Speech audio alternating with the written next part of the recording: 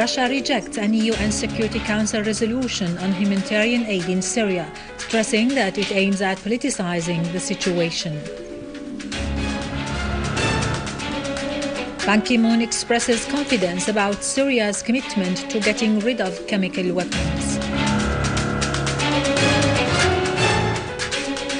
Dozens of Iraqis are killed and wounded following a series of terrorist explosions in Baghdad as Iraqi army continues hunting down terrorists.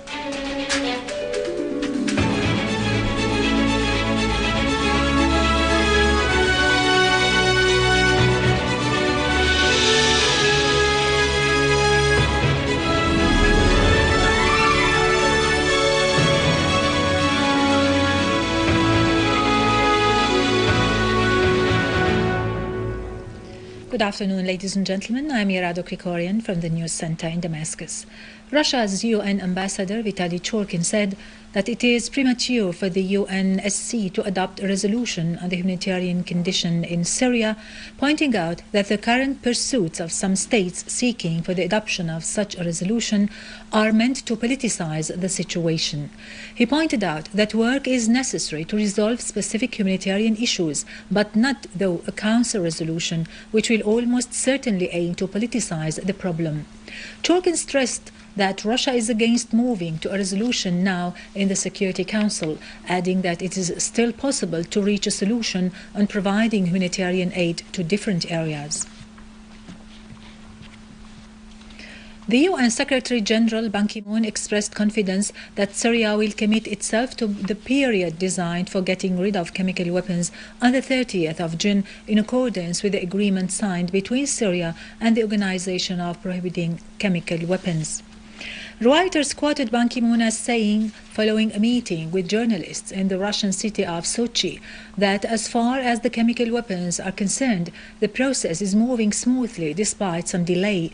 Ban Ki-moon added that our target deadline is on the 30th of June of this year, which is not impossible to meet, although it can be a little bit difficult. He said that he already received a pledge from the Syrian government to fulfill all its obligations with regard to implementing the plan regarding the process of dismantling Syria's chemical weapons.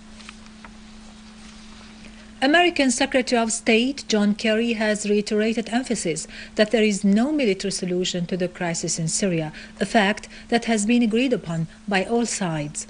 Kerry said the Syrian government has scored some points of strength over the past months. However, he described the present situation in Syria as being a state of stalemate. In an interview with the American CNN, Kerry said diplomatic efforts were able for the first time to gather the Syrian government and the opposition at the table of negotiations. He called for precipitating diplomatic work in Geneva without anticipating rapid progress, as diplomacy, he added, is a slowly working mechanism. The political and media advisor at the presidency, Dr. Buthayna Sha'ban, has stressed that the performance of the Syrian Arab Republic's delegation to Geneva to a conference was good, thanks to adequate preparations, strong faith in the homeland, the steadfastness of the Syrian people, and the solid stand of the Syrian leadership. In an interview with the Syrian Arab TV, Dr. Sha'ban said, the official delegation has been working since its return home from Geneva on evaluating the first round and briefing the political leadership on the talks that took place and the strategic and political preparations for the upcoming round. She pointed out that no decision has yet been taken about returning to Geneva for the second round of talks, pointing out that it is a matter for the political leadership and President Bashar al-Assad to decide. Sha'ban said the U.S. Ambassador Robert Ford was leading the so-called opposition coalition delegation. Its members, it seems, have become convinced that they should bring more experienced and efficient people to match the Syrian government's delegation, Dr. Sha'ban added. We have a just cause and right is on our side, and we shoulder our responsibility towards our homeland, whereas Syria means nothing to the others because they have not lived in it in the first place.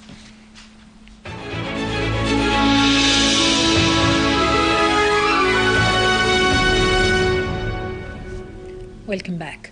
A military source told Sana news agency that a Syrian Arab army unit intercepted an armed terrorist group which was trying to infiltrate into Al Bayader area in Ma'lula in Damascus countryside, killing and wounding dozens of terrorists.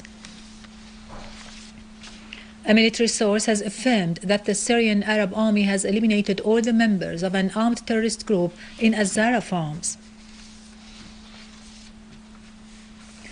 9 Iraqis at least have been killed and 48 others injured in a series of explosions caused by booby-trapped cars and targeting commercial areas in the capital, Baghdad.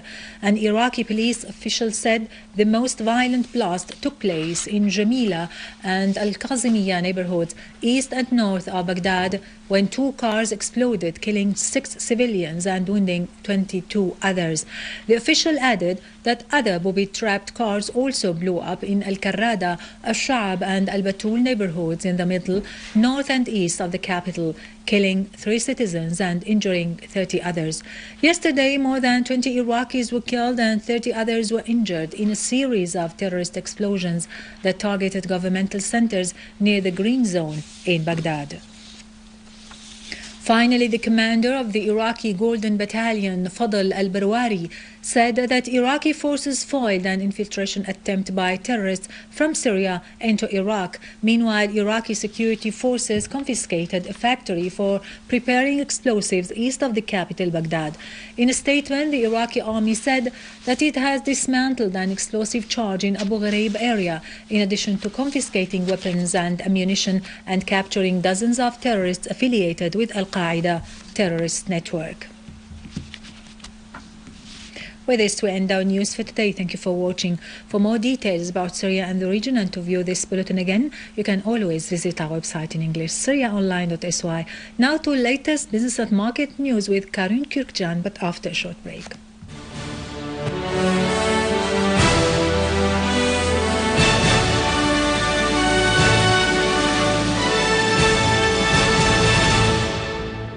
Good afternoon.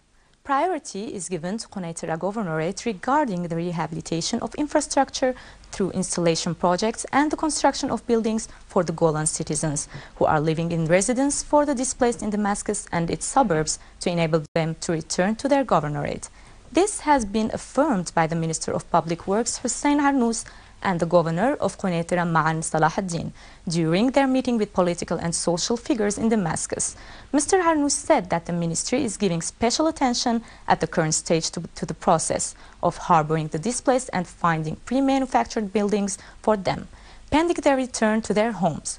4 residential units have so far been established for more than 1,200 families, as they are still working to conclude contracts with other companies to accomplish the largest number possible of units. The Minister of Agriculture, Ahmed Al-Qadiri, during a meeting with the board of the agriculture chambers, asserted that the ministry will provide the agricultural sector with necessary needs, especially the veterinary vaccines. On the other hand, the ministry presented more than 16 million doses of vaccines during past year, and the agricultural plan for this season is implemented well, as the total cultivated area with wheat reached 70%. For his part, the chairman of the Agriculture Chamber said that the agricultural sector is a major supporter of the national economy, pointing to the importance of increasing the production with good quality. The Minister of Tourism, Bishr Yazirji, has issued a decision number 140 that allows to license the International Center for Tourist Science in Tartus Governorate, with a total cost estimated at 90 million Syrian pounds. On the other hand, the study duration is 2 years, in addition to starting short-term training courses. The center grants a diploma in tourist science, as well as certificate of qualification and training. The chairman of the Exports Union in Syria announced that before closing of the Syrian exhibition activities in Beirut, they may sign a sale contracts exceeded $70 million.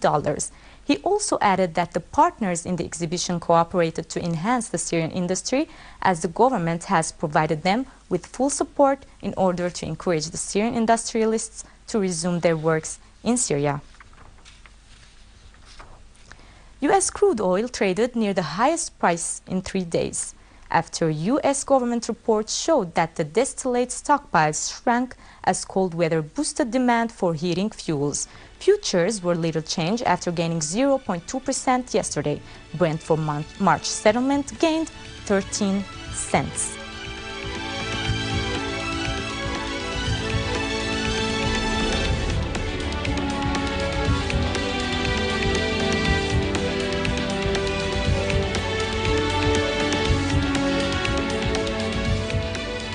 U.S. stocks fell, sending Standard & Poor's 500 index to its third loss in 4 days, while European stocks rose for a second day and investors awaited the European Central Bank's rate decision and weighed company earnings.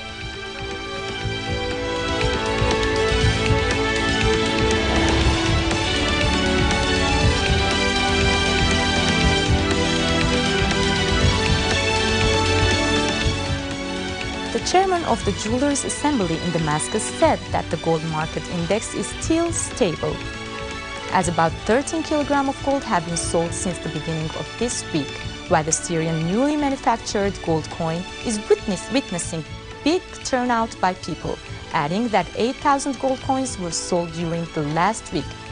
He also indicated that the price of the Syrian gold coin hit 45,500 Syrian pounds.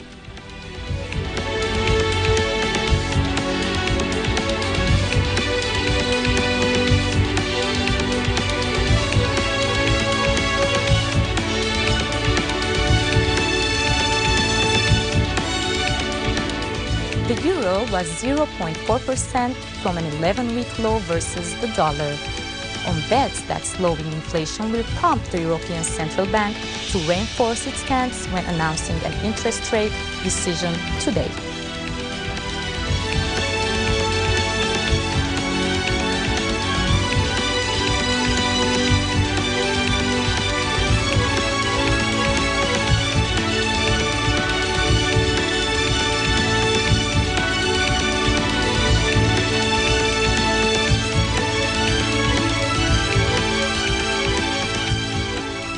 Ladies and gentlemen, with this we reach the end of our news. Thank you for watching. Have a good day.